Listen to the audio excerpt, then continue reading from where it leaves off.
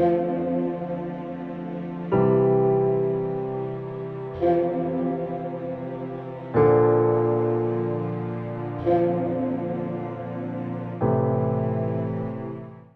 لیے آج کی تلاوت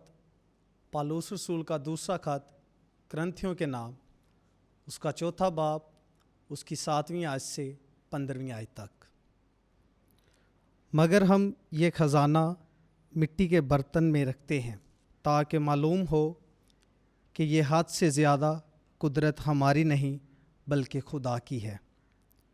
ہم ہر طرف سے مصیبت سہتے ہیں لیکن لاچار نہیں ہوتے، ہم گھبراتے تو ہیں لیکن نا امید نہیں ہوتے، ستائے تو جاتے ہیں لیکن اکیلے نہیں چھوڑے جاتے،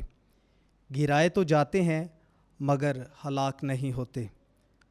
ہم یسوع کی موت کو اپنے بدن میں ہر وقت لیے پھرتے ہیں تاکہ یسوع کی زندگی بھی ہمارے بدنوں میں ظاہر ہو، کیونکہ ہم جیتے جی یسوع کی خاطر ہر وقت موت کے حوالے کیے جاتے ہیں تاکہ یسوع کی زندگی بھی ہمارے فانی جسم میں ظاہر ہو۔ پس موت ہم میں اور زندگی تم میں اثر کرتی ہے، مگر اس سبب سے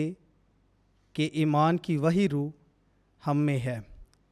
جس کی بابت لکھا ہے کہ میں ایمان لایا اور اسی لیے بولا۔ ہم بھی ایمان لاتے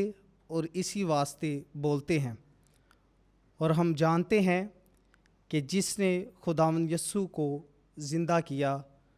وہی ہمیں بھی یسوع کے ساتھ زندہ کرے گا اور تمہارے ساتھ حاضر کرے گا، کیونکہ سب چیزیں تمہاری خاطر ہیں، تاکہ جس طرح بتیروں